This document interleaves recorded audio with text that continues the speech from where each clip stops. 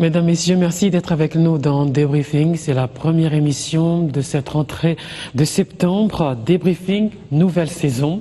Nous recevons pour ce faire Jean-Claude Wemba, président d'un parti d'opposition, le MPCR, leader incontestable dans l'ex-Bas-Congo, l'actuel Congo central, député national de Kassangoulou. Vous êtes un peu le maître des lieux à Kassangoulou. Jean-Claude Wemba, bonsoir. Bonsoir et je suis flatté que je sois le premier invité de l'année. Je crois c'est que je peux dire que je suis l'incontestable défendeur du peuple congolais dans toute la République démocratique du Congo. Mais votre fief, c'est Kassangoulou. Kassangoulou m'a rendu l'hommage. J'imagine que votre popularité est encore intacte à Kassangoulou, l'un des territoires de l'ex-Bas-Congo. Non, dans toute la province du Congo central, parce qu'on est député national, mais Kassangoulou m'a donné l'insigne honneur de me renouveler 2 fois mon mandat. Et je crois que le peuple de Kassangoulou savent que Papa Wemba est avec eux. Je reste avec eux, je suis avec eux. Donc de ce côté-là, il n'y a aucun problème vis-à-vis de mes frères et de mes sœurs de la province du Congo central. Voilà le topo. Nous sommes la veille de la rentrée parlementaire, la veille éventuellement d'un dialogue avec qui et pourquoi. Ce sont des interrogations jusqu'à ce jour sans doute sans réponse. Le découpage des provinces a du plomb dans l'aile, pas d'argent pour l'élection des gouverneurs, pas d'argent pour les élections, pas d'argent donc pour que la commission électorale tienne son calendrier. La commission électorale, le Premier ministre Matata Ponyo ont saisi la Cour constitutionnelle pour ce faire résultat. La Cour constitutionnelle donne carte blanche au gouvernement pour que les gouverneurs soient nommés. On parlera également de la retraite politique des Némouanda Simi, un copain à vous du Congo central. Première question, les oppositions sont divisées sur le dialogue. Vous êtes dans quel camp? Moi, Jean-Claude Wemba a toujours été dans le cadre du peuple congolais. 95% du peuple congolais ne veulent pas du dialogue, tout simplement parce que ce dialogue risquerait d'amener le glissement, les basculades, les bastonnades, ainsi que la transition. Donc, vous savez, en tant que Congo, sage Congo, Nzonzi Congo, le palabre a toujours été notre leitmotiv dans la vie des Bantous. Mais quand il y a une issue, il faudrait savoir laquelle. M. Kabila a organisé les concertations nationales, selon les prescrits des accords d'Addis Abeba. Quoi que nous avons refusé par rapport au Caneva qui était le leur. C'est pour cela que nous n'avons pas pris part aux concertations. Mais après les concertations, les résolutions et les recommandations des concertations sont bonnes. Et je pourrais dire, nonobstant un devoir sentimental et moral, mais les concertations ont été, je crois, le premier grand forum qui a pondu des résolutions et des recommandations pour notre pays, plus même par rapport à la conférence nationale souveraine. Donc, pour nous nous posons les questions, pourquoi se rencontrer alors? Parce que quand nous avons dit à M. Kabila, consultez-nous, que nous soyons ensemble pour faire un éventuel Caneva pour les concertations, il n'a pas écouté. Il a pris ses prérogatives de chef de l'État pour convoquer les concertations. Bon, maintenant, ils disent le dialogue. Bon, là où je ne comprends pas, avant bien sûr que l'arrêt de la Cour constitutionnelle sanctionne ce jour, il dit non, le pays ne va pas bien, soi-disant il y a un problème, il faudrait que nous puissions aller aux élections dans un État apaisé et tout. Moi, je pose la question. Peut-être que je ne vois rien dans ce pays. Là où il y a des problèmes d'insécurité, là où l'État revenons au dialogue. Là où, mais si, je veux arriver. Là où l'État doit nécessairement fournir des efforts pour éradiquer la violence et ramener la paix, c'est à Béni et à Butembo. Ces deux-là. Or, ces deux-là ne peut que se faire à travers une communion d'action entre le ministre et le vice-premier ministre, ministre de l'Intérieur et Sécurité, et le vice-premier ministre et ministre de la Défense, qui puissent aménager leur cabinet par là, et ils verront que 2 semaines, 3 semaines après, le FDLR, les ADF Nalou et tout ce monde-là partiront d'eux-mêmes. Donc pour nous, le dialogue, sincèrement, je vais vous dire la vérité, ça n'a pas d'importance. Vous êtes contre. Parce que M. Kabila est à 15 mois, ou je n'en sais rien, à 16 mois ou 17 mois de la fin de son second mandat constitutionnel. Okay. Alors nous ne voyons aucun intérêt. 85% de Congolais, selon vous, sont contre ce dialogue, d'après quel sondage? Mais vous savez, mais les sondages, c'est dans la rue. C'est le sondage, c'est dans la rue. Non, ça devait être scientifique. Non, au Congo, crédible. Au Congo, tous les sondages ne sont pas scientifiques, malheureusement, ils ne sont pas crédibles. Nous disons tout simplement, le peuple congolais, à 87%, avait plébiscité le référendum. Donc à partir de ce moment-là, ce même peuple-là ne change rien. Ce même peuple-là est là pour respecter la Constitution. Okay. Alors les pros et les anti-dialogue de l'UDPS se sont battus à Bruxelles. Non, d'après les informations que j'ai pu avoir par rapport à certaines personnalités qui ont suivi l'affaire de très près, je puis tout simplement dire cette incompréhension parce que les enfants d'une même famille ne peuvent pas en arriver jusqu'à la bagarre, à cette instabilité morale et psychologique dans le combat, parce qu'il faudrait reconnaître, c'est que la diaspora, c'est que les combattants, les résistants ont fait pour progresser la démocratie dans notre pays. À un certain moment, il était difficile dans ce pays pour parler, pour dire tout ce qu'on est en train de le faire. Heureusement que les Congolaises et les Congolais de la diaspora ont quand même essayé de canaliser les choses et nous nous sommes rendus ensemble. Moi, je crois qu'il faudrait tout d'abord, qu'on cesse cette affaire de Moulouba, de Mongala, de Mukongo, de Mouchouaïdi. C'est ça qui ne va pas nous emmener aujourd'hui, Mamina Massimo. Non, nous sommes encore à Bruxelles, vous les... Mais c'est là où je dis. Donc c'est quelque chose qu'il faut réprouver, c'est quelque chose qu'on ne peut pas accepter. Si nous, les Jean-Claude Vwemba, les José Makila, les Michel Kabea, et tout ce monde-là, les Jacques Ndoli, nous sommes ici pour que nous puissions battre pour la démocratie. De facto, ceux qui sont à l'extérieur... Bon, l'opposition n'a jamais été unie, l'opposition a toujours été multiforme. Donc il faudrait que tout un chacun puisse voir pour son pays. Aujourd'hui, l'opposition est devenue de plus en plus un véritable panier à crabe, comme la majorité, où les gens se haïssent et sont prêts à se nuire mutuellement. Ah bon? Oui. Je ne savais pas que ça en était arrivé jusqu'à ce point-là. Vous savez que c'est comme ça. Vous avez le mode d'emploi du monde politique, du monde politique, un monde cruel. Non, Mamina, le problème est qu'effectivement, l'opposition à l'heure actuelle, je parle de la véritable opposition, a un choix. Laquelle? À la croisée des chemins. Je disais au début de l'émission qu'il y a plusieurs oppositions. Vous êtes dans la dynamique pour l'unité de l'action. Il y a le Front populaire contre la révision constitutionnelle. Il y a la nouvelle classe politique je sais pas quoi, de Steve Mbika. Il y a plusieurs oppositions aujourd'hui. Je le disais tout à l'heure que l'opposition était multiforme. Mais l'opposition ne voudrait pas dire tout simplement que parce que vous êtes opposant, vous avez le droit de faire ce que bon vous semble. C'est ça d'ailleurs, la liberté d'esprit. Mais je me pose des questions. Il y a eu les concertations, il y a eu tout d'abord les visites de M. Kalev, l'agent, l'administrateur général de l'ANER, que d'autres sont allés, d'autres sont partis le voir. Et il y a d'autres qui se sont rendus compte qu'ils ne pouvaient pas recevoir un patron de l'Agence nationale de renseignement non apparent. Et ça a continué, les consultations avec M. Kabila. Les gens sont partis, avec autant de dégâts que vous connaissez, dans des partis politiques, même dans des plateformes. Et d'autres maintenant qui veulent, comme l'UDPS. Quels dégâts? L'UDPS et l'UDPS a toujours demandé le dialogue pour respecter les accords d'Addis Abeba et surtout pour qu'on puisse lui rendre son impérium. Voilà le dialogue de l'UDPS que nous connaissons. Mais les autres qui tendraient à vouloir faciliter, soi-disant, le prolongement du mandat de M. Kabila, non constitutionnel, ou bien le glissement. Bon, il y a d'autres qui veulent un gouvernement d'union nationale. Je me pose la question pourquoi. Parce que ça fait 4 ans que nous sommes avec M. Matata, nous avons le résultat que nous avons.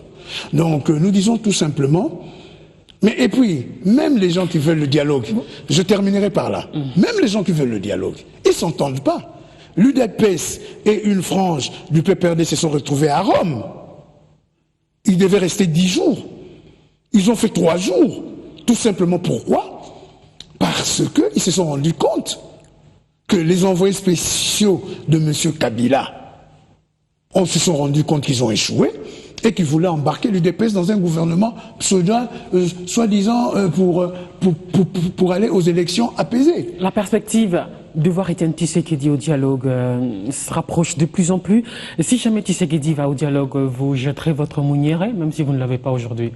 Mais vous savez, quand j'ai commencé le mounière, je crois que c'était en 1974, il y avait le festival d'art nègre de Lagos.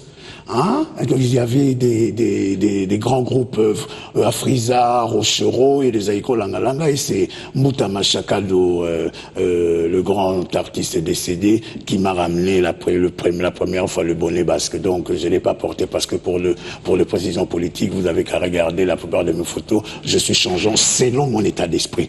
Si le président Etienne Tshisekedi estime qu'il doit aller au dialogue pour aller récupérer l'impérium, bon lui semble, mais dans le MPCR, le mouvement du peuple congolais pour la République, Jean-Claude Vouemba ne participera, y compris mon parti, à aucun dialogue qui risquerait d'amener une certaine nonchalance dans notre pays. Nous voulons la quiétude, nous voulons la paix. À partir de ce moment-là, je ne vois pas pourquoi... Bon, enfin, vous savez, on dit chacun voit midi à sa porte. Lisanga Bonganga vous accuse, vous et certains autres copains, de renier votre parole sur le dialogue. Jean-Claude Vouemba n'a jamais été pro-dialogue. Depuis la dernière réunion du bureau politique de décembre 2012, qui a d'ailleurs été conduite sous la louette de Christian Tatini Mitangumba, que nous ne participerons à aucun dialogue. La preuve en est que Jean-Claude Vouemba n'assiste à aucune conciliabule concernant le dialogue. Je ne vois personne ne me propose le dialogue, parce qu'ils savent bien que quand Vouemba dit non, c'est non. Les autres, je peux comprendre. Pourquoi? Parce qu'ils ont été reçus ils ont reçu M. Kalev, et d'autres sont partis aux concertations, donc ils peuvent continuer leur bis-bis, mais à la dynamique de l'opposition, de la société civile et de la diaspora, on a décidé, étant donné qu'il y a eu concertation, nous n'avons plus besoin du dialogue. Alors si je comprends bien, si Etienne Tshisekedi va au dialogue, vous ne le suivrez pas. Le MPCR et Jean-Claude Vouemba ne le suivront pas, et de toute façon, nous sommes partenaires à l'UDPS, mais vous savez, il y a beaucoup de gens qui ne connaissent pas l'état d'esprit du président Etienne Tshisekedi Mulumba. Vous savez, en février 2012, il nous a réunis, les présidents des partis politiques, et un de nôtres lui a posé la question. Président, maintenant que l'Assemblée nationale va commencer, nous avons des leaders ici qui sont députés. Que peuvent-ils faire? Le président Tshisekedi nous répondra ceci. Vous êtes le président des partis politiques. Ce que vos bureaux politiques décideront, faites-le. En ce qui me concerne, le bureau politique de l'UDPS a décidé qu'aucun député national de l'UDPS doit mettre ses pieds là-dessous. Et nous sommes rentrés dans nos partis politiques, ils nous ont dit non, niet, il faut y aller. Et depuis que nous sommes là, n'a-t-on pas sauvé beaucoup de choses? N'a-t-on pas poussé le pouvoir à un recul à 190 degrés? Non, c'est pour cela que nous disons, personnellement, en tout cas, je vous dis la vérité, je ne participerai à aucune conciliabule. La Cour constitutionnelle, Matata Ponyo, le Premier ministre, s'est présenté pour déclarer pas d'argent pour les élections. La Cour constitutionnelle, aujourd'hui, donc, se prononce pour si on peut appeler la nomination des gouverneurs. On va vivre une transition, là? C'est triste et tout simplement. Pourquoi? Parce que la Cour constitutionnelle... Puisqu'il n'y a pas d'argent pour les élections. J'y arrive. La Cour constitutionnelle a deux prérogatives. Juger le chef de l'État, le président de la République et le Premier ministre, et deux, de ne traduire que la loi, que la Constitution. D'interpréter la loi et la Constitution. Qu'est-ce que nous avons aujourd'hui? La Cour suprême, la Cour constitutionnelle propose au gouvernement, vu l'état d'urgence dans le pays, vu la déstabilisation dans le pays, vu les provinces avec autant de problèmes de criminalité, de voyoucratie et tout ce qui s'ensuit, donne maintenant l'autorisation au gouvernement, donc au président de la République, de nommer le gouverneur et les vice-gouverneurs, et au gouvernement de rassembler le plus vite possible les assemblées provinciales pour qu'on puisse voter le nouveau gouverneur et les vice-gouverneurs avant les élections provinciales. Madame Mamina Massengo, vous savez, deux fois, je me pose des questions quand je vois tous ces grands juristes que je respecte, des éminents professeurs. Je me pose la question, où est-ce que nous allons? Comment voulez-vous que la Cour constitutionnelle puisse entendre la CNI pour venir lui dire qu'il n'a pas de moyens? C'est la même Cour constitutionnelle qui entend le Premier ministre et le gouvernement qui viennent dire qu'ils n'ont pas d'argent. Or, ça fait 4 ans qu'ils sont là. Vous voyez là où on dit que le ridicule ne tue pas. Chaque fois que l'opposition, et même d'autres membres de la majorité, essayent d'interpeller le gouvernement de la République, quand ils y arrivent à l'Assemblée nationale, il y a au moins 400 députés qui refusent que ces gens-là, que nous puissions les contrôler. Quel est le rôle principal de l'Assemblée nationale? De légiférer et de faire le contrôle du gouvernement. Parce que le gouvernement, là, tout l'argent qu'il a à travers le budget, c'est l'argent des contribuables. Oui. Alors, comment voulez-vous, aujourd'hui, nous arrivons à 15 mois des élections, d'ailleurs, ça a commencé par le président de la République, qui a dit qu'il n'avait que 200 millions de dollars et qu'il y a d'autres élections, ça serait difficile de l'organiser. Or, chaque année, il y a 250 millions de dollars qui partent dans le chapitre de la CNI. 2012, 2013, 2014, 2015. Alors, aujourd'hui, ils nous disent qu'il n'y a pas d'argent. Même pour organiser les élections des gouverneurs et des vice-gouverneurs dans des nouvelles provinces, qui ne coûtent que 50 000 dollars. Le gouvernement congolais ne l'a pas. Donc, à partir de ce moment-là, nous nous posons des questions. Quelle est la sanction que le gouvernement congolais, que le peuple du Congo doit sanctionner le gouvernement par rapport à son abandon à la cause de ce qu'on appelle des institutions de la démocratie? Qui est les assemblées? Gouverner, c'est prévoir. Vous l'avez dit vous-même, le chef de l'État avait tiré la sonnette d'alarme. Il y a combien de temps? Il y a combien de temps? Il y a à peine 3 mois. Il ne faut pas attendre 3 mois. Le Premier ministre. Le président de la République l'a dit il y a 3 mois. Non. Entendons-nous bien. Nous sommes un pays en développement qui a des problèmes de budget, vous le savez. Non, mais enfin, Mamina, vous savez, hein, à force de vouloir essayer de chercher enfin, je n'en sais rien des bémols par rapport à l'exécutif. Donc je crois qu'il faudrait que nous croisons les bras et que nous arrivons en novembre 2016, qu'on puisse nous dire non, il n'y aura pas élection présidentielle. Comme personne ne veut respecter la Constitution, d'ailleurs comme vient de proposer la Cour suprême, pardon, la Cour constitutionnelle, pour donner à M. Kabila et au gouvernement de la République de nommer les gouverneurs et les vice-gouverneurs. Où est-ce qu'ils les ont tirés par travers la Constitution? La Constitution stipule, 1, les élections de gouverneurs et de vice-gouverneurs doivent se passer à travers les assemblées provinciales par élection. Ils n'ont jamais dit que le président de la République ou le gouvernement de la République puisse nommer. C'est là que nous disons, la Cour constitutionnelle, Bar Kabila 1, est en train de préparer un coup d'État constitutionnel. Or, nous ne laisserons pas faire. Parce que cette constitution a été plébiscitée à 85% et que M. Kabila lui-même en était content. Voilà pourquoi il faut aller jusqu'au bout. Parce que c'est ce même peuple qui a voté à la majorité cette constitution dans laquelle est contenue cette disposition sur les 26 provinces. Mais personne n'a jamais douté pour que, surtout pas moi, un législateur, le démembrement de 26 provinces et les constitutionnels.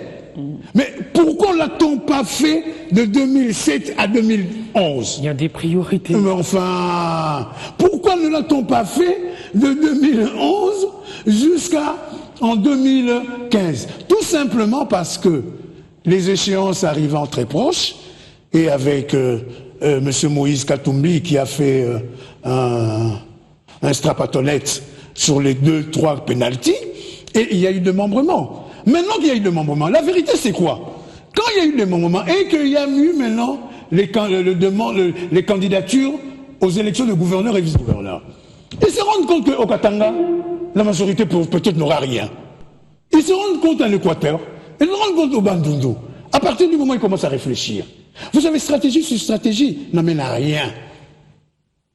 Pourquoi voulez-vous que nous... Alors, en ce moment-là, pour que la Cour constitutionnelle puisse aller dans sa logique, qu'il décrète tout simplement que nous puissions récupérer, regrouper les provinces 7 actuelles et que les anciennes, les 11 provinces, puissent revenir jusqu'aux élections. Oui, Martin Fayulu. Parce que la plupart des gouverneurs et des vice-gouverneurs qui vont nommer seront le leur.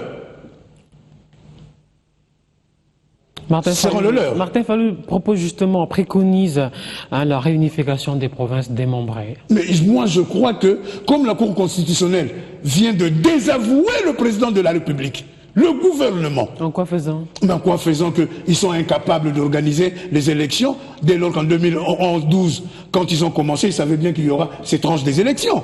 C'est un désaveu. Les élections en République démocratique du Congo, c'est une affaire de gros chiffres, hein, 30 millions d'électeurs, un peu plus d'1 milliard de budget, alors qu'en 2006, on était à environ 300 millions, en 2011, 600 millions, si je ne m'abuse. Aujourd'hui, c'est 2 fois plus, et le gouvernement n'en a pas assez. Je suivis la première visite du conseiller spécial en matière de blanchissement d'argent, de corruption, de fraude fiscale. Le professeur Luzolo Bambi, au sortir de ce procureur de la République, il disait ceci, qu'on ne peut plus continuer parce que la corruption a atteint un niveau immoral et qu'il y avait au moins plus de 5 milliards à 10 milliards de dollars par an qui profitaient à la corruption, aux antivaleurs. C'est pour cela qu'il était temps pour qu'on commence à remettre les pendules à l'heure. 2 jours après, même pas 2 jours, 15 minutes après, vos collègues de l'agence France Presse sortent la lettre que le conseil spécial de M. Kabila était parti déposer chez le procureur général de la République. 3 jours après, le procureur général de la République nie tout ce que le conseil spécial avait dit à travers ses interventions, ses déclarations, menaçait même le peuple congolais en disant « Celui qui dira que le conseil spécial a amené des noms pour arrêter tout cela, il va leur porter plainte. » En clair, clair, comment nous sommes arrivés par là? On n'a jamais cité de nom. Mais non, le problème ce n'est pas... Mais citer le nom, jamais cité de nom officiellement. Citer le nom ou ne pas citer le nom, nous savons. Quand on parle d'un gouverneur, quand on parle de... On sait facilement savoir si c'est qui. Ça, c'est des procès d'intention, ça.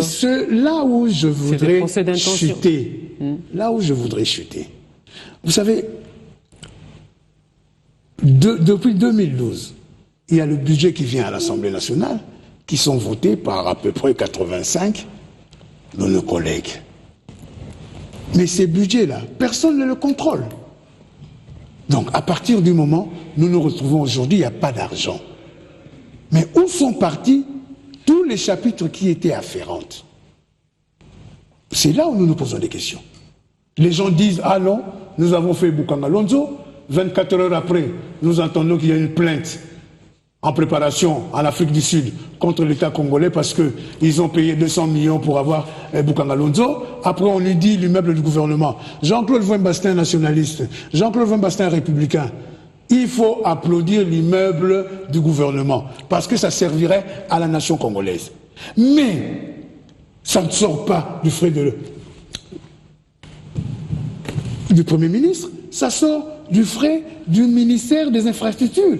Est-ce que le ministère des Infrastructures avait cette somme pour réellement réaliser cet immeuble, en sachant bien que les élections arrivent. C'est pour cela, d'ailleurs, je fais une insert, Madame Amina Massengo. D'ici quelques jours, le gouvernement va amener le budget 2016.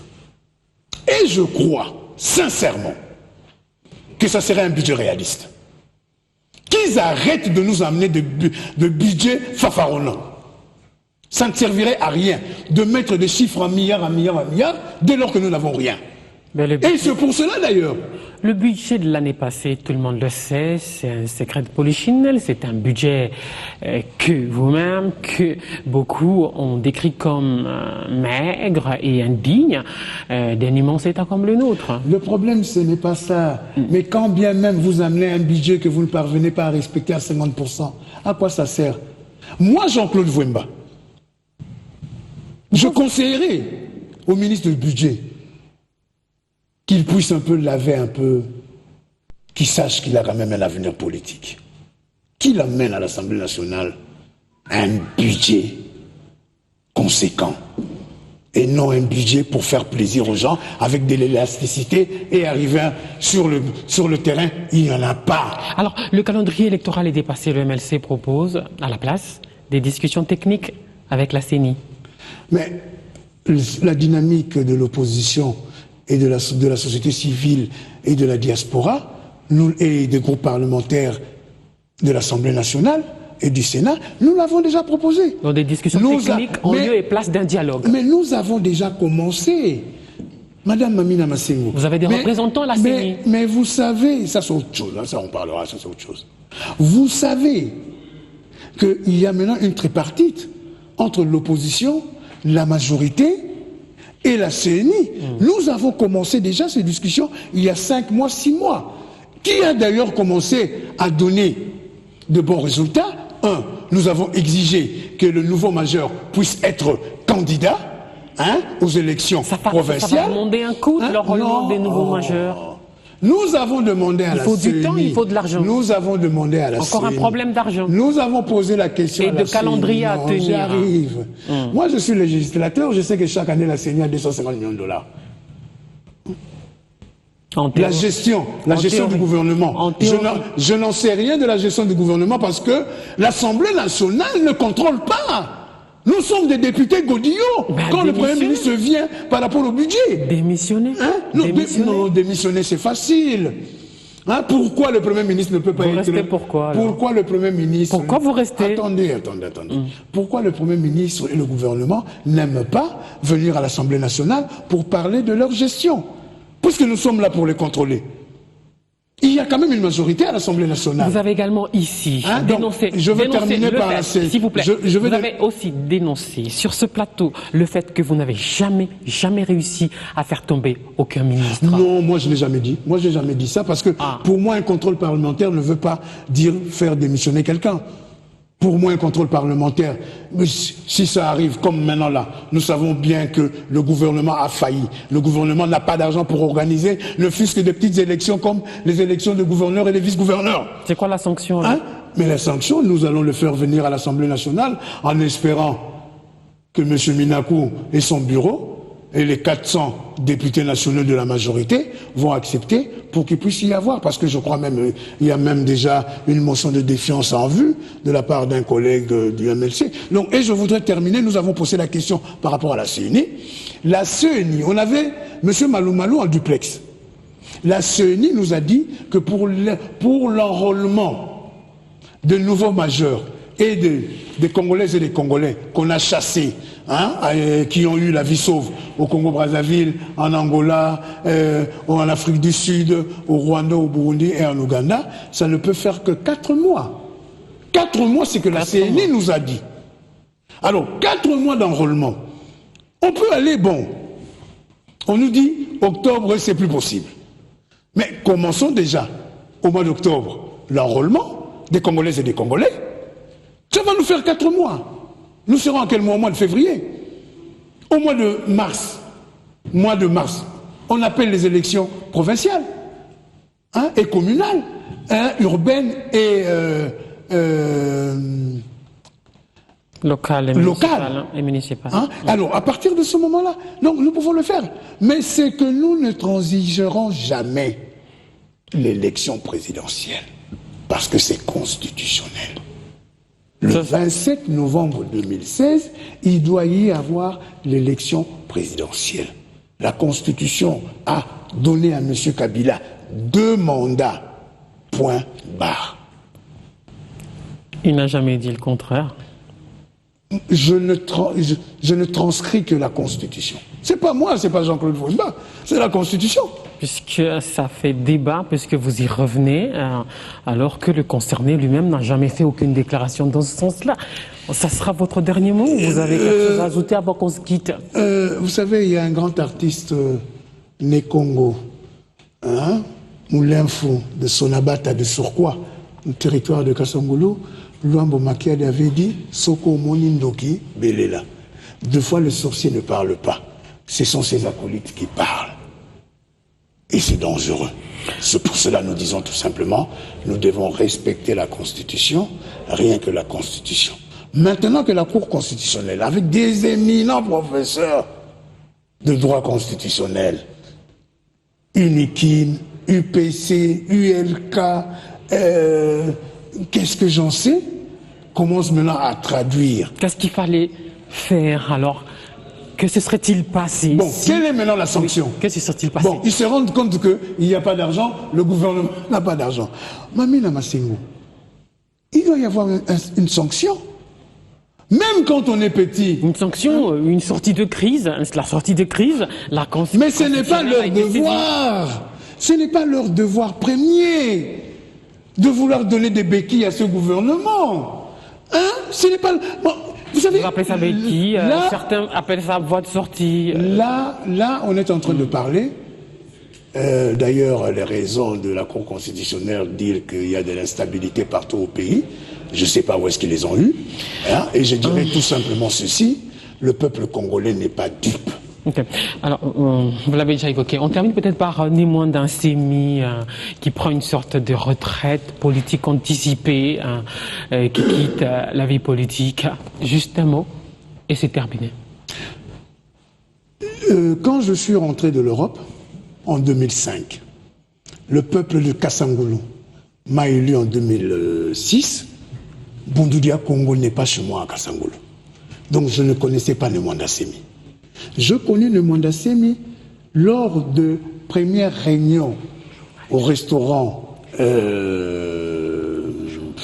bref, à ma campagne, et j'ai vu quelqu'un qui parlait, je posais la question au docteur Sami Kimpiatou. Oui. Et à Rufin Mpaka, qui était cet homme? On n'a plus beaucoup de temps. Là. Alors, ils m'ont expliqué qui était cet homme. Cet homme m'a fantasmé qu'un Congo puisse drainer le peuple comme ça par rapport à sa voix. Mais, quand il y a eu l'affaire Bondoudia Congo par rapport à 2007-2008, nous avons essayé de l'aider. Quoi que je dois dire la vérité, hein, aucun des grands leaders Congo de l'époque l'a soutenu.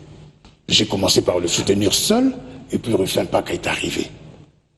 Et puis avec tout ce qui a connu, avec plus de 5000 morts et toutes ces histoires, je me suis dit, bon, nous sommes restés jusqu'en 2009, je ne suis plus avec Némoine Semi. Parce que je voulais avoir une vision à moi personnelle pour ma province.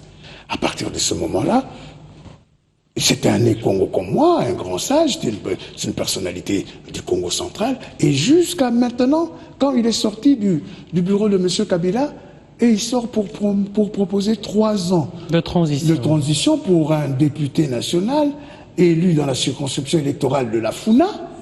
Et il sait très bien à travers la Constitution comment il peut, et le règlement d'ordre intérieur de l'Assemblée nationale, comment il peut initier des pétitions et l'amener jusqu'à l'Assemblée nationale.